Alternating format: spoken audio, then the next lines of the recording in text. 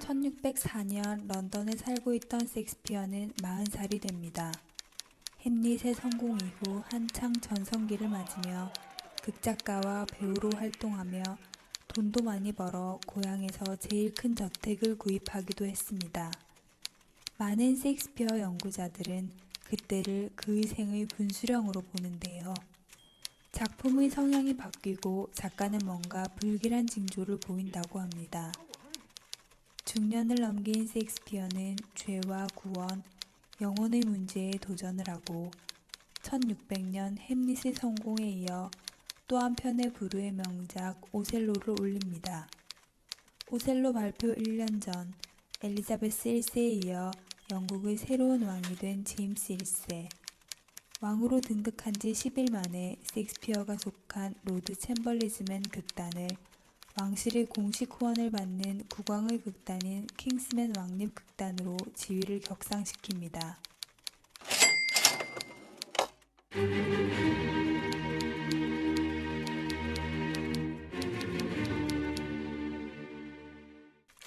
셰익스피어는 한때 배우 자격으로 왕실에서 4년 동안 머문 적이 있습니다.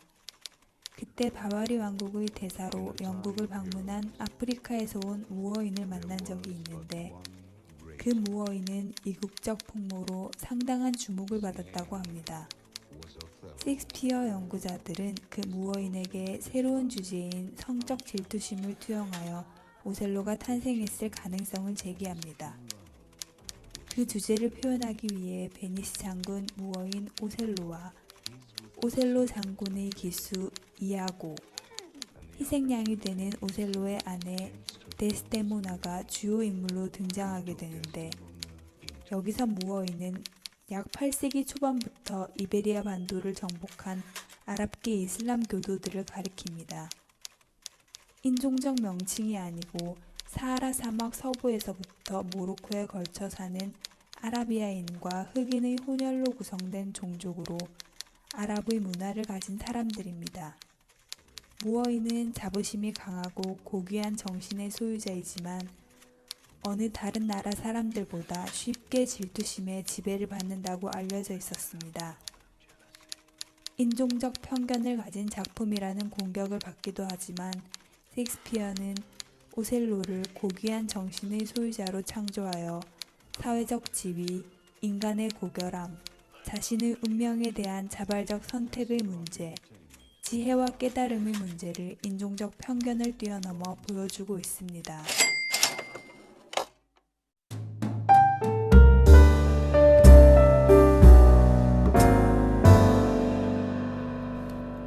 사실 이아고는 오셀로를 연구하는 이들에겐 가장 큰 논란거리 중 하나입니다. 가장 간단한 예를 들어보겠습니다. 희곡 오셀로는 총 3236행으로 이루어져 있습니다. 그렇다면 어떤 배역이 가장 많은 대사를 할까요? 대개 오셀로를 줄거리로만 아는 사람들이라면 오셀로나 그의 아내 데스데모나를 선택하지 않을까 생각됩니다. 그러나 정답은 바로 이아고입니다. 이아고는 1020행의 대사를 오셀로에서 말하며 주인공인 오셀로는 고작 790행만을 말할 뿐입니다. 이에 어떤 이들은 오셀로가 아닌 이아고가 극의 제목이라고 주장하는 이들이 있지만 단순히 대사의 양만은 아닙니다. 어떤 학자는 오셀로가 다른 4대 비극과 이질적인 이유를 이야기할 때 오셀로는 단순한 가정 비극이고 다른 비극들은 국가에 대한 비극이기 때문이란 논리를 펼치기도 하는데 그것보다는 오직 이아고라는 인물의 존재에 의하여 오셀로의 이질성이 결정된다고 할 수 있습니다. 이아고는 셰익스피어가 창조한 다른 악역들, 특히 그가 작가로서 최전성기를 달리던 시절에 쓰인 악역들과는 매우 다른 면이 있습니다. 이아고라는 인물 자체는 전혀 입체적이지 않습니다. 그는 마치 중세 교훈극에 나오는 악역처럼 오셀로라는 희곡에서 전혀 변화를 보여주지 않습니다. 오직 음모만을 꾸미며 누군가를 증오하고 뱀처럼 누군가를 유혹할 뿐입니다. 회개나 변화도 그에겐 존재하지 않습니다. 어떠한 고뇌도 그에겐 없습니다. 즉, 이아고는 셰익스피어가 만든 절대 악이라 할 수 있을 정도로 악한 면만을 보여줍니다. 이는 오셀로의 인물 설명에도 잘 드러납니다. 이아고의 인물 설명을 보면 다른 인물들과 확연한 차이를 느낄 수 있습니다. 이아고에 대한 셰익스피어의 설명은 간단합니다. 악당, 그 외의 설명은 없습니다. 악역을 악당이라고 쓴 것이 무슨 상관이냐는 의문을 품는 이도 있을 수 있습니다. 이렇게까지 대놓고 악당이라 설명된 것은 이아고가 셰익스피어의 전성기에 쓰인 희곡에선 유일하다는 것을 명시하고 싶습니다.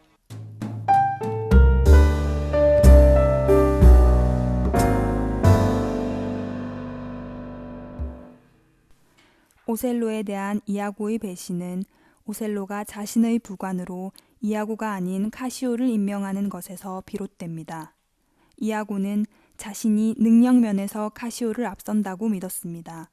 따라서 카시오의 승진을 용납할 수 없었고 오셀로에 대한 믿음과 존경심은 불신과 증오로 변합니다. 자신만이 옳고 자신만이 더 크고 중요한 일을 할 수 있다고 믿는 것은 근거 없는 자만심이라는 인간의 나약한 본성 중의 하나입니다.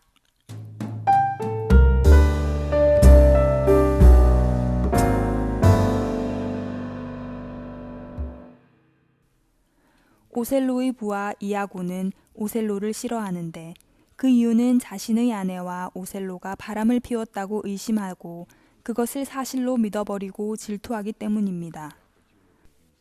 이아고가 자신의 아내가 바람을 피웠다는 소문을 믿는 것은 이해가 안 될 수도 있습니다.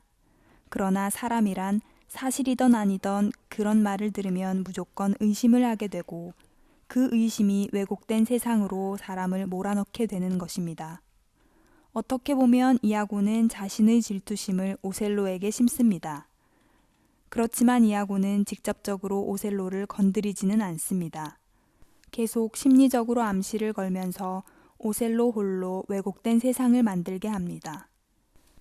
이아고는 오셀로 속에 있는 흑인 컴플렉스에서 백인 여자가 백인 남자를 좋아하겠지, 흑인을 좋아하겠냐는 암시를 계속 주입하고 종국에는 오셀로를 파멸로 이끌어 갑니다.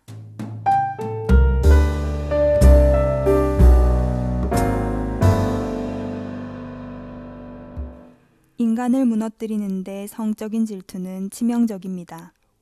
오셀로가 그런 거짓에 미혹된 것은 이아고의 술수 때문이지만 본질적으로 이아고는 오셀로의 열등감을 부추겼을 뿐입니다.